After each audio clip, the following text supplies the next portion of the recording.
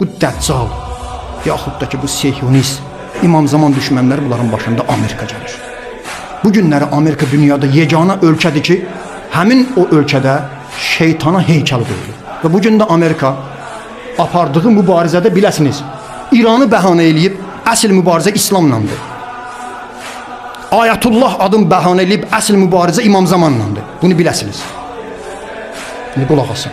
Amerikanın Xarici İşlər Naziri ki, indi hal-hazırda özü indi durur. Xarici İşlər Naziridir. Çıxışında gör nə deyir Yahudilərin arasında. Bilir ki, biz İrana sanksiya tətbiq etməliyik. Biz İrana blokadaya almalıyıq. Niyə, nə olur? Bir də budur. Onlar 12-ci İmam Mehdinin gələcəyini inanırlar. Ha, yatmış müsəlman. Amerikan Xarici İşlər Naziri sənin Mehdindən danışır əleyhissalam. Amma sən o İmam Zamandan nə danışırsan? Başqa bir Amerikanın senatoru. Görün nə deyir? Bu müharibə ki, yaxın şərqdə başlayıb, bu bir dini müharibədir. Günün sonunda da bu müharibəni kim qazanacaq? Bu çox böyük bir məsələdir. Bu deyir, bu müharibə dini məsələdir.